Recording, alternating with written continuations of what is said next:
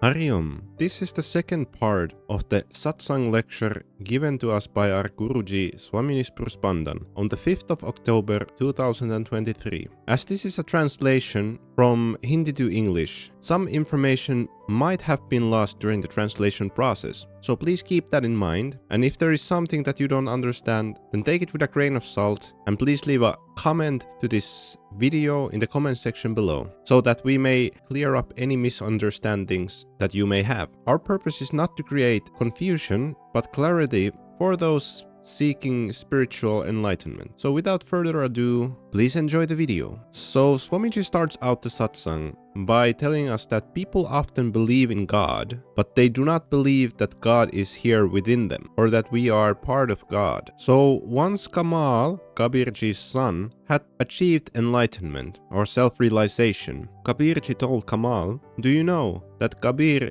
is very saddened to see the beings of the earth suffering between the grinding wheels of a flour mill, in which the upper wheel is the sky and the lower platform is the earth, that nobody is able to escape this suffering and misery while living between the grinding wheels of the sky and earth." Kamal responds to this by saying that in this grinding wheel, in the center, in the hole through which you pour the grain in, there is a peg, which is the pivot point of the grinding wheel. So it is true that those who live between the sky and earth are suffering between the grinding wheels of the sky and earth. But those who stick to the center peg by which the grinding wheel pivots around, those are spared from the grinding action of the grinding wheel. The center of the grinding wheel is the sadhana or the chanting that we do. So the grain that remains close to the center peg survives the grinding action of the flour mill. And similarly, the sadhak, the seeker, who remains close to God, is spared the sufferings of the material world. By chanting God's name and doing sadhana, one is spared the miseries and the sufferings of the material world. The emotional state by which one practices their meditation or their sadhana is not such that one thinks that I am doing this meditation or the sadhana, but it is the divine being within me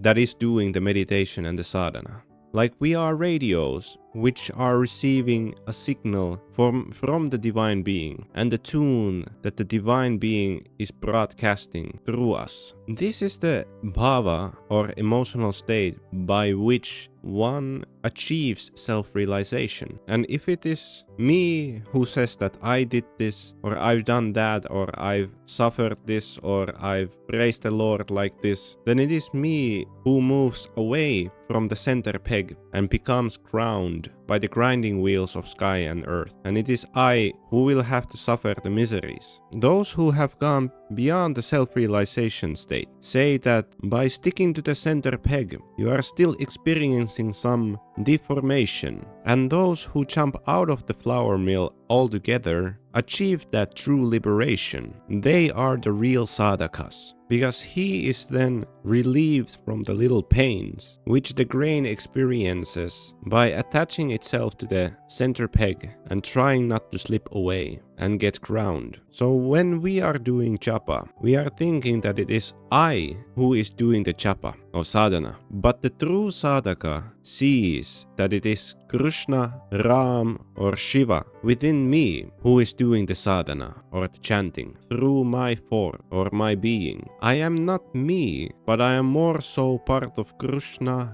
Ram or Shiva, who is manifesting through me, through my being. This is the power of a true sadhaka. Yet people are still confused over which God's name should I chant, which God is more powerful, etc.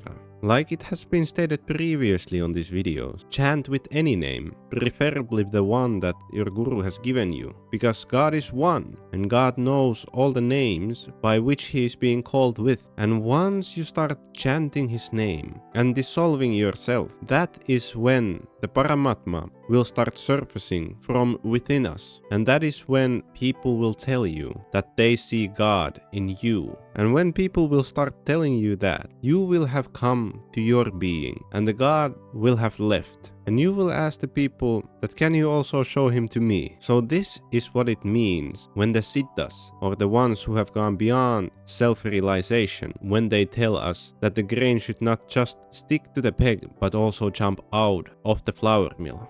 So Swamiji continues by telling us that why did he decide to take Kabir Das as example, and he tells us that Kabirji is so simple that he got married just out of his mother's heartful wish, and on the night of his marriage he meets his wife Loy, who is crying, and Kabirji asks Loy that why are you crying? And Loy answers that I am in love with somebody else and I am forcibly being married to you. And at this Kabirji answers, okay, don't worry, if that is the problem, then I will personally carry you to your beloved so that your wedding dress will not get dirty on the way there. So Kabirji tells Loy to jump on his back and starts carrying her to her beloved's place. And once he reached the house of Loy's beloved, he leaves Loy at his door and goes back home. So then Loy's beloved opens the door and sees Loy in her marriage dress. So it would seem that she has run away from where the marriage has been taken place. And he asks Loy, how is it possible that your clothes haven't gone dirty? And then Loy tells him about how Kabirji carried her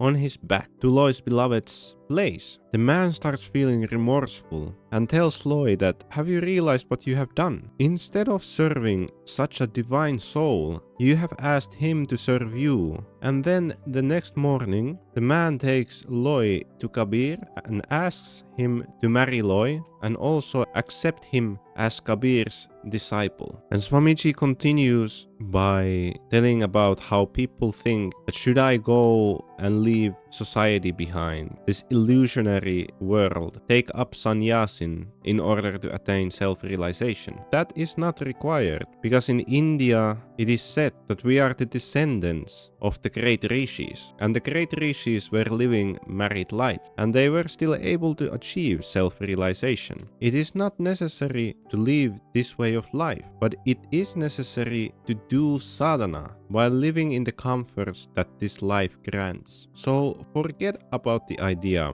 of taking such a renunciatory path and instead focus on the sadhana which your guru has given you and follow his word, and this will bring everything necessary for attaining self-realization to your doorstep. And especially in this example, it is said that people think about going around the Narmada river, which is a holy river in India, by which if you go around, you will lose your bad karmas and start ascending on the spiritual realm. So instead of doing that, which is very dry and difficult, you just do what your guru has given you, and this river will come to your doorstep. Swamiji concludes the satsang by telling you to please follow his word while he is still alive, because once he has left his body, the human mind is such that instead of following his advice, we will start searching for a new guru, and that shouldn't happen. Hari Om. Greetings from the Nispruhyog team. We hope you enjoyed this video on our Guruji's lecture, as we enjoyed bringing it to you.